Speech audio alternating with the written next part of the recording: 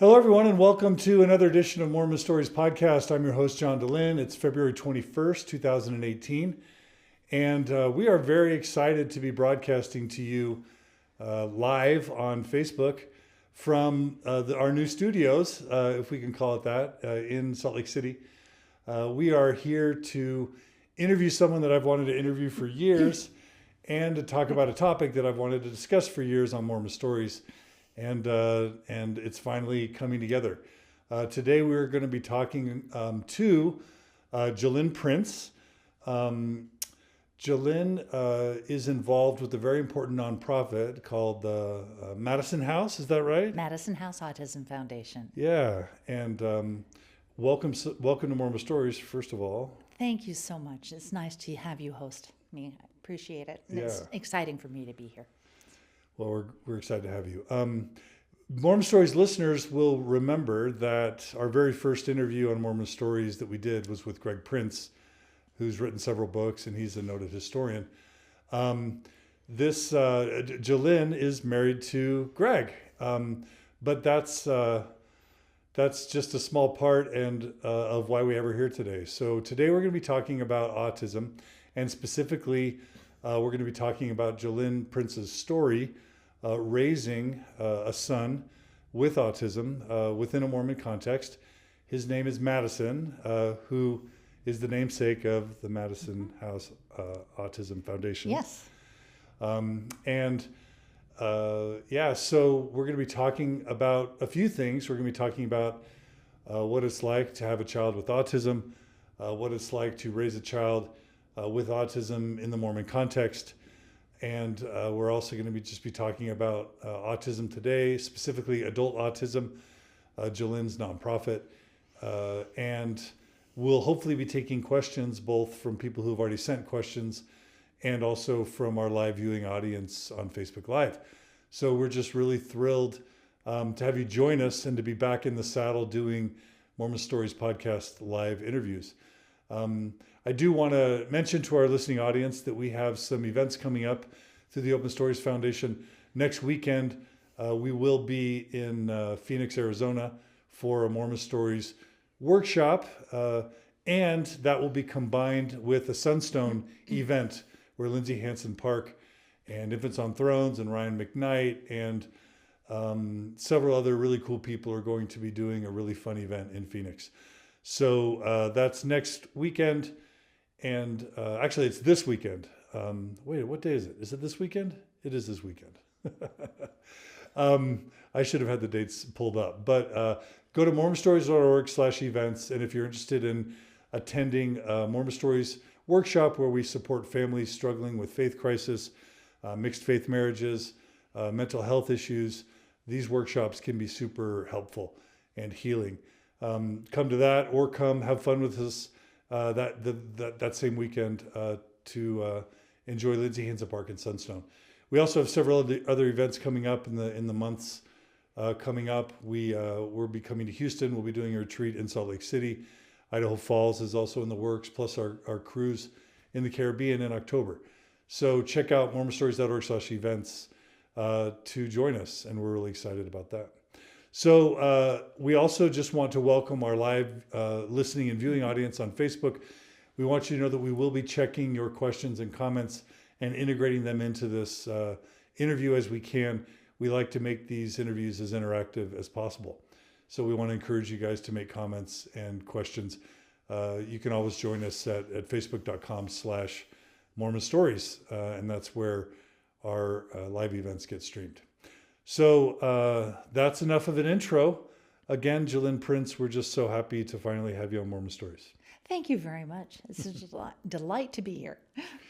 So let's just begin. Tell us just a little bit about yourself and your background.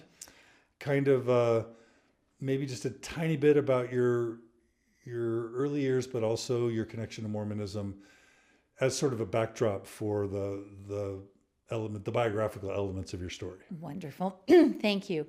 I feel very much at home right now because I grew up in these mountains, and it was delightful to arrive in the middle of a snowstorm and a big one. And it reminded me very much growing up in the Park City and Heber area.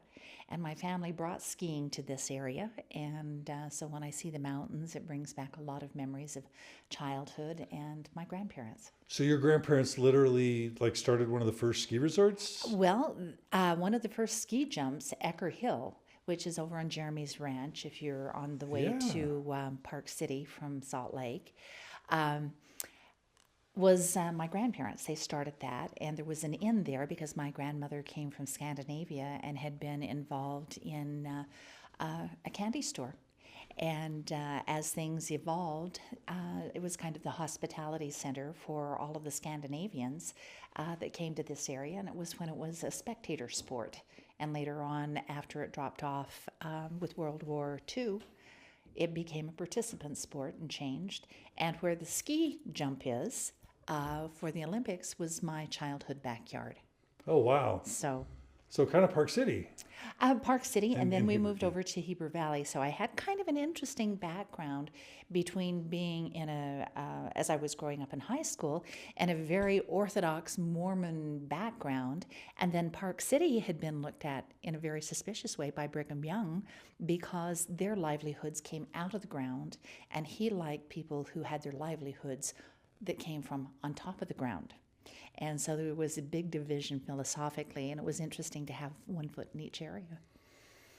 So tell us just a little bit about kind of what the church meant to you growing up, the LDS Church. It was a very interesting background because I think part of it stemmed from my grandparents. They had to do a lot of entertaining on Sundays because that's when a lot of the competitions, the ski competitions were. So as far as a traditional going to church every Sunday on a particular time and that hierarchy was not necessarily part of my grandparents' background, but my grandfather had been a missionary, and my grandmother had actually come here because of a missionary, although she didn't marry him because there was a little bit of an interesting story. He didn't treat his mother well, and so she said, "I'm not marrying you." Oh. And she was a very determined lady, but they got involved with the skiing situation and were very sympathetic toward things with the Mormon Church. I became much more involved when my father died when I was 11. He died of cancer very young. He was 51. And I had a lot of friends pulling me into the church at that time. And I was super Orthodox. We would have a conference and stake conference, and there would be 3 sessions. And most people would go to 2, but I made certain I went to 3 because somehow I felt that I maybe had to compensate a little bit from my father not being necessarily as involved in a traditional fashion. As far as character and values, he was right in there. So It was kind of an interesting hodgepodge of things. So where'd you go to college? I went to Brigham Young University. Okay. And I was close because Heber, we kind of viewed Provo as a suburb of Heber. And I went there, and I was there for 5 years with several different majors. And from there, had a summer stock theater. It was my first entrepreneurial endeavor with 2 other partners, and it was in competition with Robert Redford's summer stock theater. Nice. And then after that, it took me down to Los Angeles. But growing up in Utah has been wonderful, and I love the freedom. I love the people, and I love the opportunities. And I can see now that I had a disproportionate amount of opportunities as compared to many of my friends in Washington, D.C. A lot of privilege. We have a lot of privilege. We do. And sometimes the privilege was just taking a bicycle and being able to ride all day around town and your parents not being able or not worrying about you. Yeah. That's less of a luxury sometimes we have these days. Mm-hmm. It is. So, so maybe I guess, did you meet Greg in Los Angeles? Is that where you guys met, or? I did, because As I was finishing one season with our summer stock theater, I was asked to work with the motion picture division of the state of Utah with a movie that was being done here. And they wanted somebody that understood theater and filming and so forth. And when that completed with their filming here, I went down to Los Angeles to work, and that's where I met Greg. And he was finishing out dental school and just beginning a PhD program right in the middle of dental school. Was that a singles award or what was it? It was a UCLA award. Okay. And we had no idea when we met that we would be developing along similar paths, though we were two very distinctly different types of people. He was very involved in science and analytics, and I was very involved in the arts, and kind of had a little bit of a pre-law and politics component to my personality, which was not necessarily that was imbued in a scientist. Yeah. So you're both thoughtful and you're both emotional, but maybe you played a tiny bit more of the artistic emotional role in the relationship, or was it equal? Or yes, I think in the beginning, I think Greg has very much developed his own voice and really has put that out there on his own, but I was probably a little bit more out there than he was and being involved in various causes. Yeah. Well, that must have been intense. So tell us about the work you did in Los Angeles, during those early years. Did your work with film continue? Well, I worked with film a bit, but then I went into management consulting, Oh. which was an entirely different arena, but had an interesting opportunity there, and happened to hear my Mormon voices in my ear that somehow it seemed appropriate that as soon as I got married that I'd give up my job. Now, we didn't have children, but that's kind of what we thought was the path that I should be taking. And later on, we started analyzing a whole lot of different things and figuring out what was right for us and what the voices were in the community and where they came together that made sense, and where the abilities and the sensitivities that we hope were God-given could be manifest. Yeah, that sounds fascinating, and I think a lot of people have shared some of those experiences in terms of trying to struggle with the messages we were all receiving about gender roles and families and relationships and child rearing. But you did have a taste of a career for many years, I right? I did. And then we moved to Los Angeles with what Greg had promised would be 2 years. We're now there about 43 years. And children didn't come along for 11 years. And I had an opportunity of working in broadcasting. I did a number of theatrical types of things, produced some movies and some TV work. And then happened to work on Capitol Hill for a period of time, and then headed as a public relations director a historical group that was involved with the bicentennial way back then. So I've had my finger in a number of pies, and then got involved actually in design, and then decided, well, I didn't decide. I was pulled very much in the direction of theology. And I had at one time approached people at BYU because I wanted to learn more about theological study in a much broader sense, not necessarily going after a professor or a personality of a professor and that type of thing, which was very prevalent at the time. I wanted to have just a broad, honest cross-section. And I went to the division where seminaries, teaching people how to be seminary teachers. And one person kind of crossed his arms and looked at me and said, "Sister Rasmussen, men do this, not women, and we don't have a place for women here because men become seminary teachers." Well, 2 years later, I found myself as a seminary teacher in Los Angeles, and I kind of smiled about it. And later on in Washington, I kept driving past Wesley Theological Seminary, and something always pulled and said, maybe this is the place that you can get involved in the studies. And by an interesting set of circumstances, found myself studying theology. Now, these things have happened over the past several years, right? Yes. Not all before you started having kids. Well, we had, when was it? Yes, we did have kids. They were, the things that my exploration and wanting to get in on serious theological studies had been with me long before we had kids. And before kids came along, I was working in radio and all of these other types of things. It was after they were born that I ended up going to Wesley Theological Seminary and was the only Mormon that had ever been enrolled at Wesley Theological Seminary, and found it a very interesting place to be because I was much more interested in the journey than the destination. Yeah, sure. Meaning just learning and studying and Learning and exploring. studying, and the thing that I found very interesting with my studies there, because there's a broad cross-section of Christian traditions there.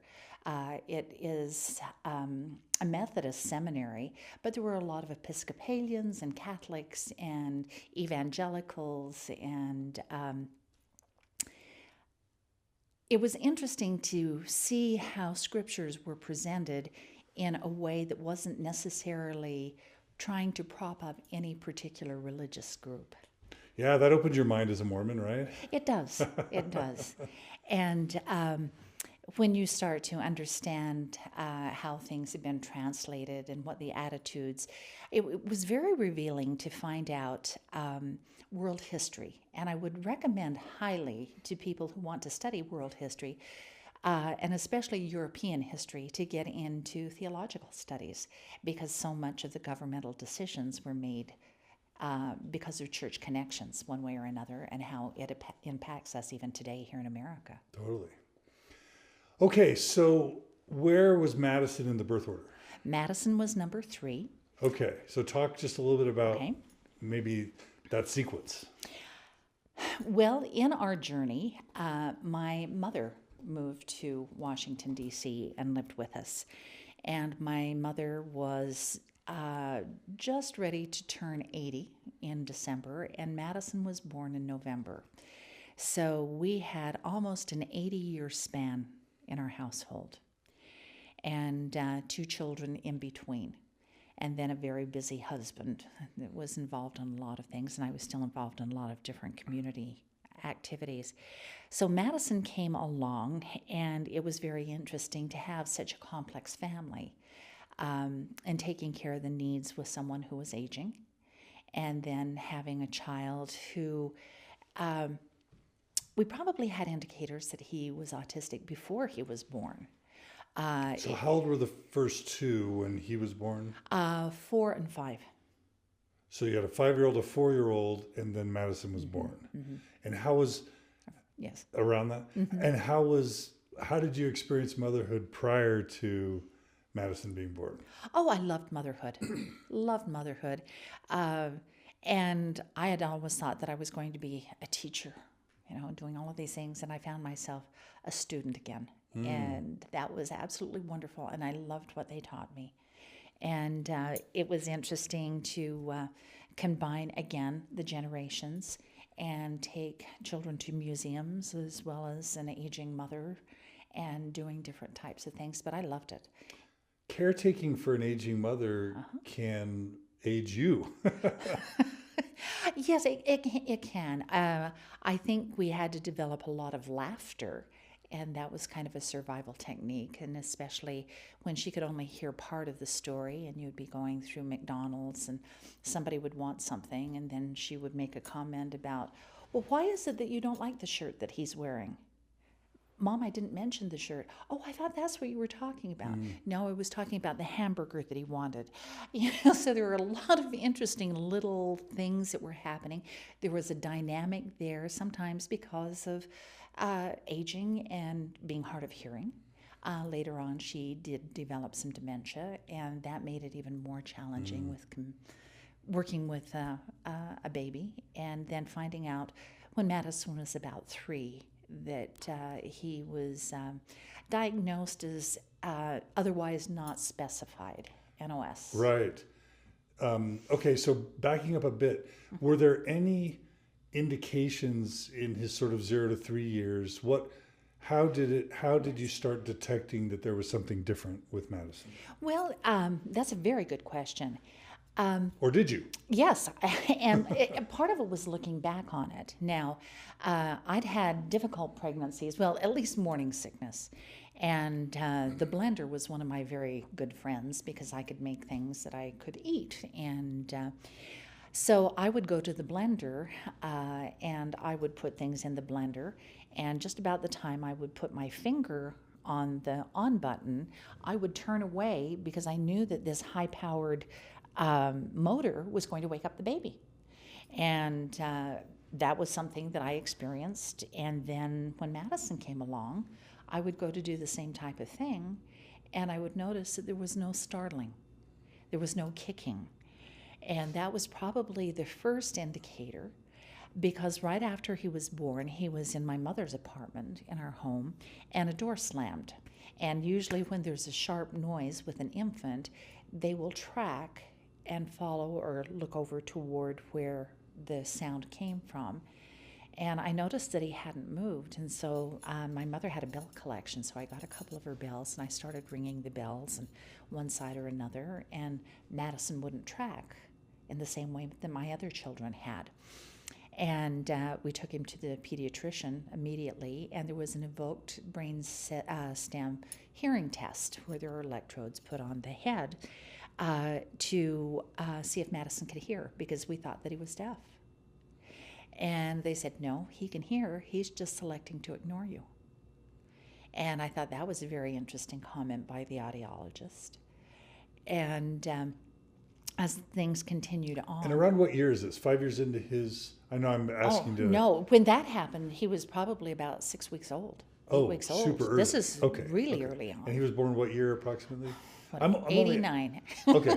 I'm only asking because I'm sure the field of autism has had its own development. Oh, it has. So I'm sure it was less developed then than it is now.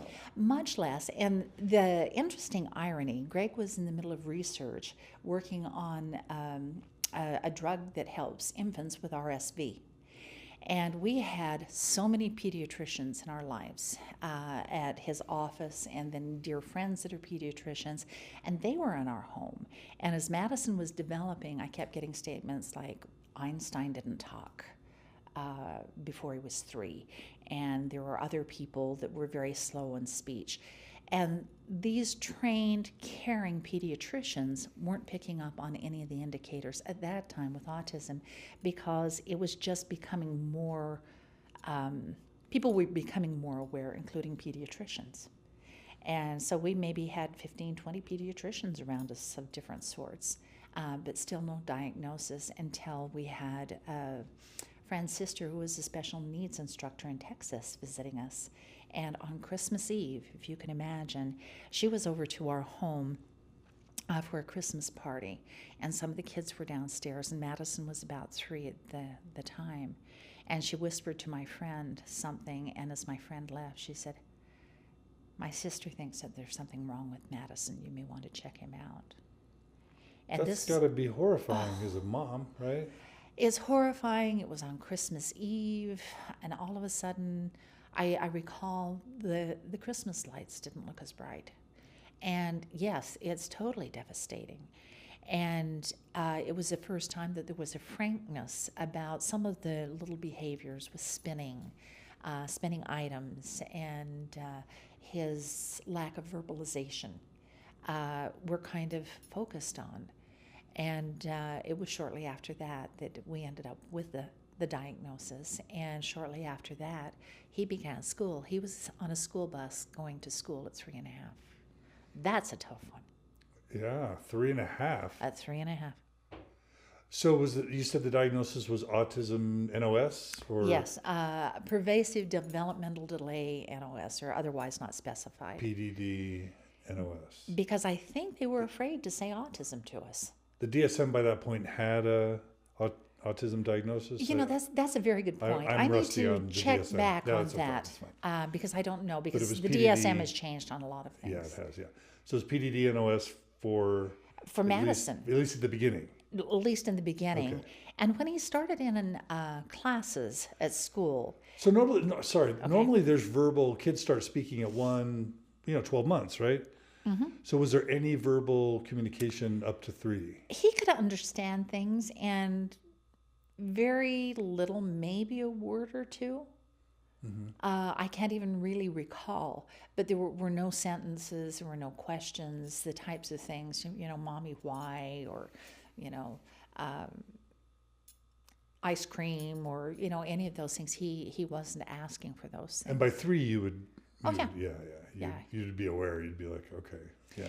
And then the reassurance by the pediatricians of that, oh no, this is okay. Just be patient. Okay, so 3.5. Madison's on a school bus. Madison's on a school bus and going to school, and Montgomery County in Maryland had been wonderful with children and with identifying them. And I still was not willing and ready to admit autism.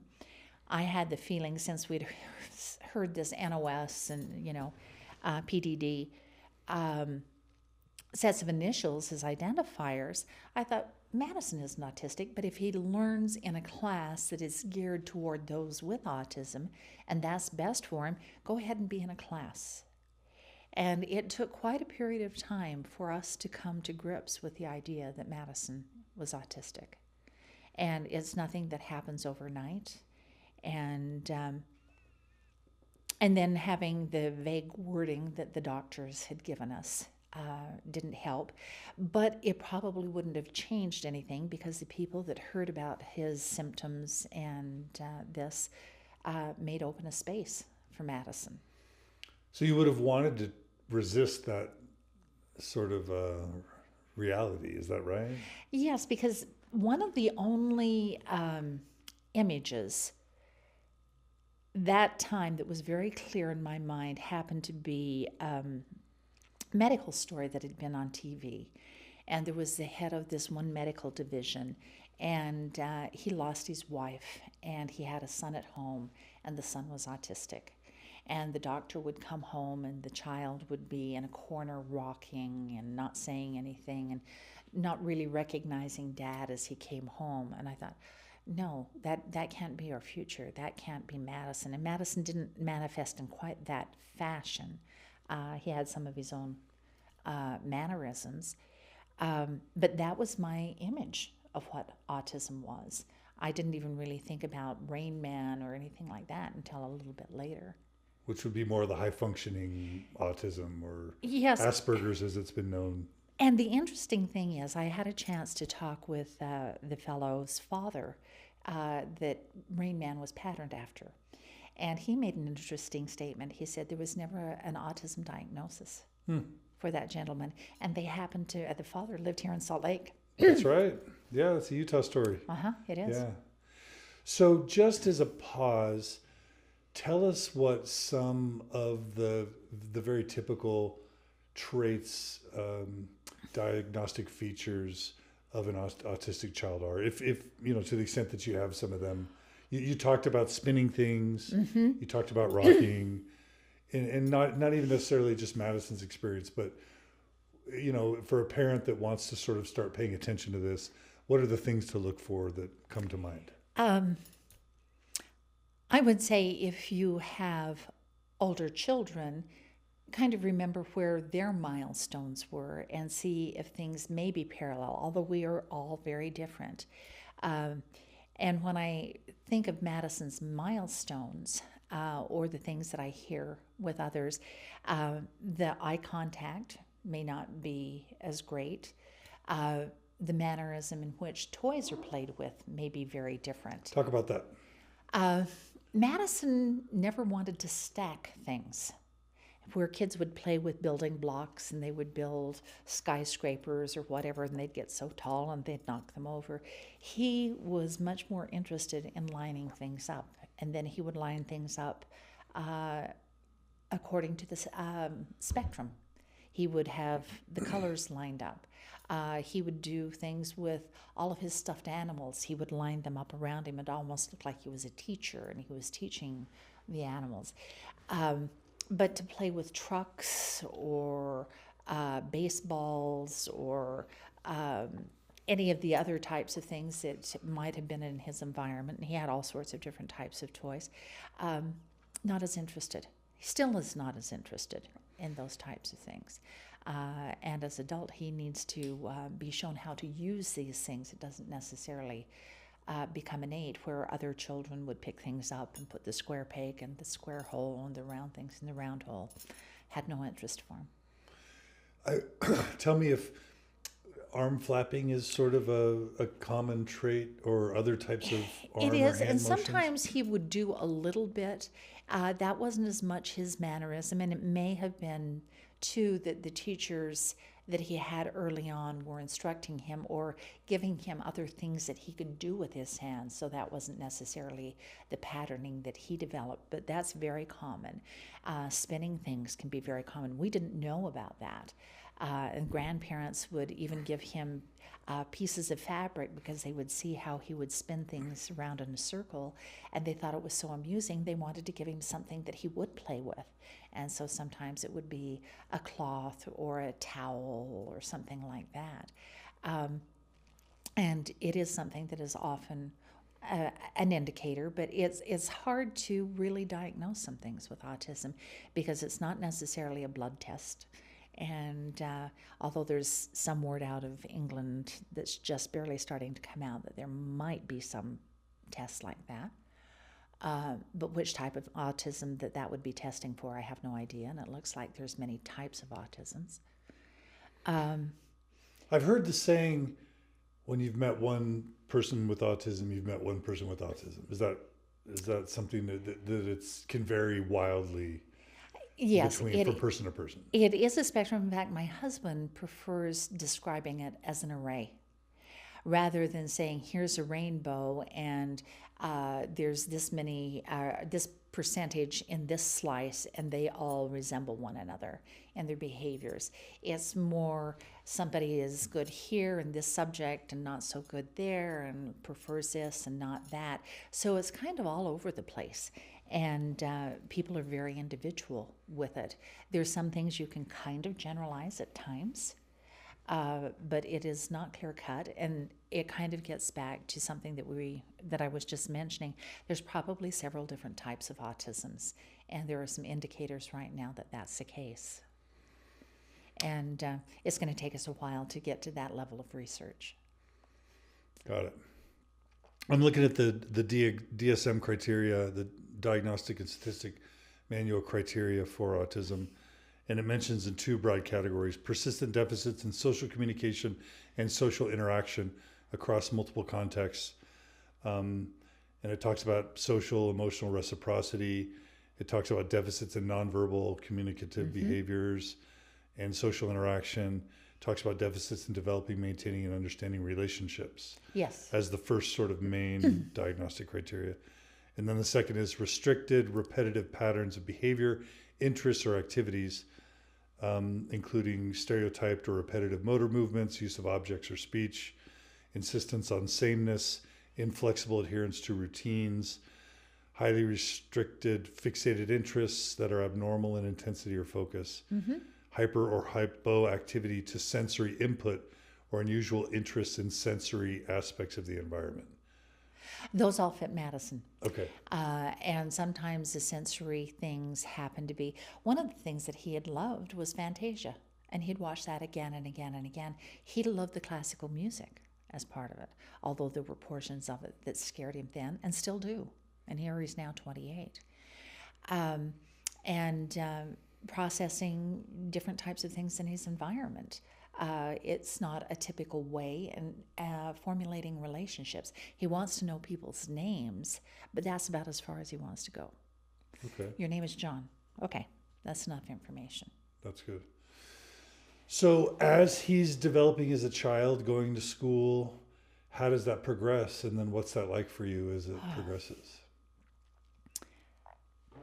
It hugely challenging. Again, complicated by the fact that there was an elderly individual in our household. And I joke right now that Greg is the chef in our home because for a period of time I was cooking for an elderly mother. I was doing things for Madison because he wanted a different diet. I had 2 kids that would come home from school, and then I would try to cook something for Greg. And so in about a 15-year period, you could say that I did maybe about 65 years worth of cooking. And so I don't care if I ever cook again. Not big on cooking anymore. Cooking got a little spoiled for you. All right. Because it was something that needed to be done, and there wasn't really an opportunity to sit around the table together because everybody had to eat at different times, and high school schedules and elementary and middle school schedules too changed things greatly.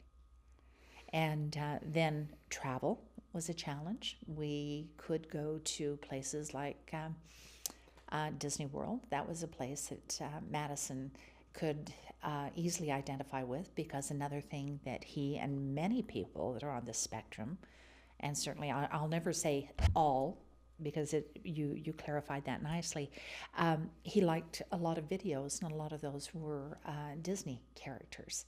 And that's, in fact, Life Animated, which is a movie that was premiered here at Sundance, was written about a fellow who started to communicate because of Disney cartoons and so forth. But it was hard to go places and to do things. And it ended up manifesting itself in such a way. Greg would travel for business, but during the summer he would stay home with Madison, and I would take our 2 oldest children. And the other thing that I failed to mention is that I'm a photographer, and it took. We're gonna go Keep get going. that Keep going. finished. Ignore it. I would take Lauren and Chad with me. The first time I went, I was on a biblical archaeological dig with Chad to Jordan. And it was fun starting to photograph that, and bringing him and bringing Lauren along every summer to different places, and traveling with a purpose, not going from hotel to hotel or beach to beach. We would go to interesting places and learn about the culture. And Greg would stay at home with Madison, but it gave me an opportunity it gave me an opportunity to be with them away from the demands of both my mother and of an autistic son. And we could concentrate on each other. We could concentrate on being in new environments and exploring new languages together, trying to make it through airports and with strange lettering and signs and so forth. It was a very interesting way of combining things. And Lauren and Chad, still to this day, I think, are continuing with some of the things they learned there, one being in broadcasting, another being in filmmaking. So something that you're highlighting that I think is probably really important are at least 2 things. One is division of labor in parenting. Mm-hmm. It must be an incredible. I've heard divorce rates of parents of autistic children can be quite high. Have you heard that? Yes, and there are some studies that bear that out, and there are some studies that say it's kind of typical. I see huge stresses on families, and I tend to think that it is a higher rate. Because there's just abnormal stresses. Now, there could be abnormal stresses and they don't have the energy to get an attorney either and to go through the process of divorce. But it is challenging to rear a child when the process of rearing that child goes against everything that you were conditioned for. Because, a baby is put in your arms and you view what their future could be. You see the first day of school. You see playing with the neighborhood kids. You see Christmases. You see high school. You see college. You see weddings. And then you start to understand that many of these things, interpreted in the way that most neurotypical individuals do it, is not necessarily in the cards for your child. And how does the family readjust themselves to allow those that would have that more typical path to enjoy that without guilt, and to also accommodate somebody that perceives the world very differently?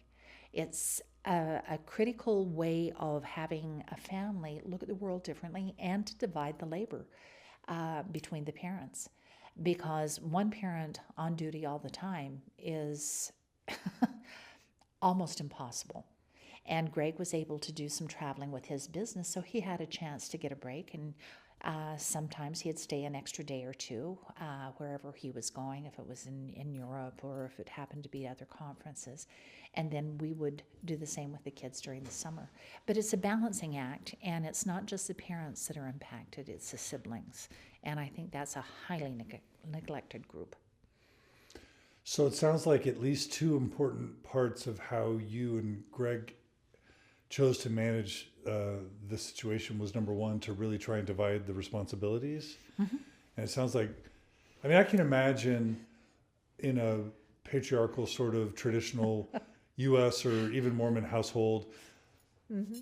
where there's a couple where the husband works, the husband might go, oh my gosh, this is too hard. I'm going to conveniently become a workaholic. Mm-hmm. And the burden mm-hmm. of raising the autistic child would primarily fall to the wife. I can imagine that happening. Mm-hmm. And it would have probably been our situation if we hadn't really examined things way back at that one point that I'd mentioned. Why did I quit working the moment I got married? Because I had heard these voices. We started to examine what it was that was important to both of us and what happened with family, without family. And I think that helped us later on because we were able to say, okay, the regular rules don't necessarily apply here. And Madison really magnified those things. But I think it was a very healthy conversation. And I see a lot of millennials and a lot of my daughter's friends now examining right from the onset.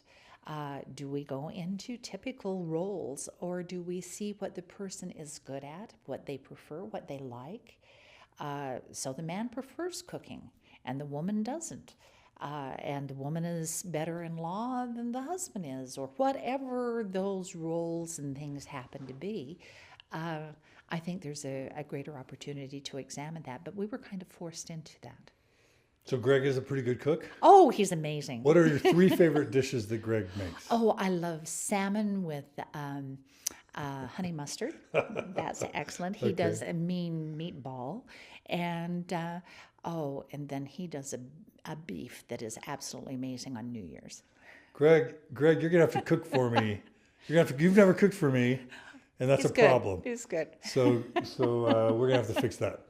Okay, well, good for you, Greg, and good for you. I also love that you seem to be focused on making sure that the children had, the other two children, mm-hmm. you know, to the extent that you could, that they had rich experiences that weren't always limited by mm-hmm. whatever the limits might have been with Madison. And that was really probably exaggerated because there would be so many situations where Madison would have a hard time sleeping at night, so we wouldn't want to disturb him, but then also an elderly mother, and I didn't want to have Madison wake up and the kids wake up and the mother to wake up because nobody would be in good shape the next day.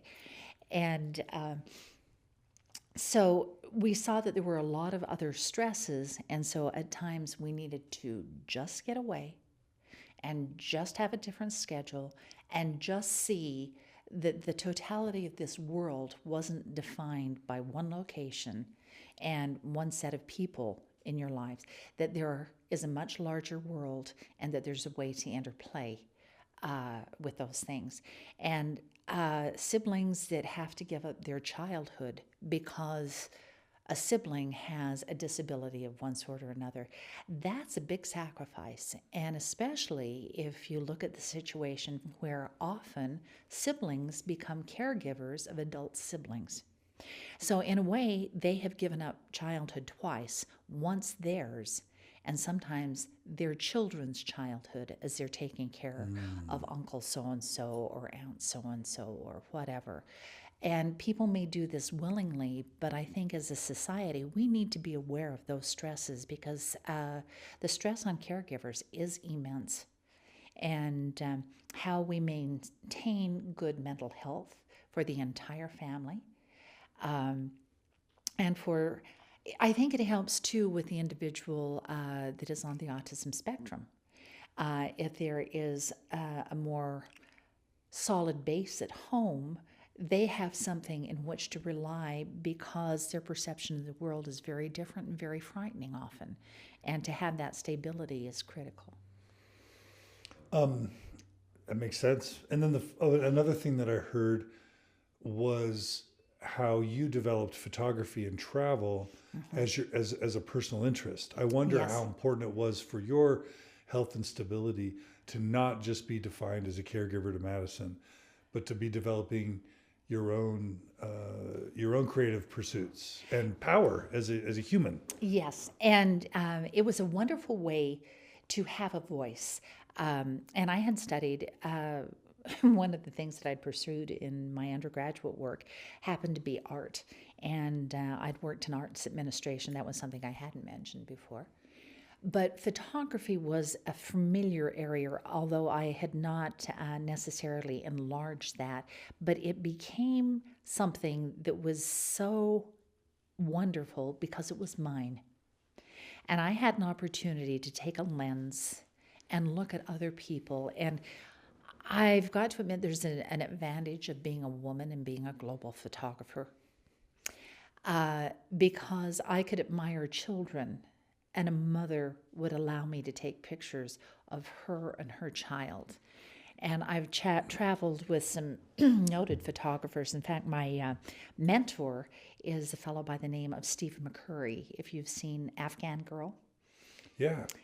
He's the photographer that did that. That's great. On all the National Geographic things. And I've had the opportunity of traveling with him. And it's been interesting. He can get in to take pictures of so many interesting people. He's phenomenal. But very often with children, there's a bit of a barrier. And here is one of the most noted photographers in the world ever. And sometimes I could sneak in and get pictures of children and things like that. And he'd say, "How are you doing that?" But I think it was because I was a woman and I could relate in a non-threatening fashion. And I was able to record things with mothers, children, healthcare, micro-industry, and some political things that were happening in various countries, and had tremendous access to those things. How important was that to your self-esteem, your confidence, your overall joy versus kind of depression as it related to sort of having Madison? Do you see that? It was a different part of my brain. And it was nice to exercise a different part of my brain. I would think so. And I think that's very helpful or healthy for everybody to examine what those things are that bring you joy. And photography brings me great joy. Put a camera in my hand. Oh. Yeah. I was just thinking you were dealing with so much with with your aging mother and with Madison. I can just imagine depression and hopelessness setting in if you didn't have some of those creative pursuits to self-develop.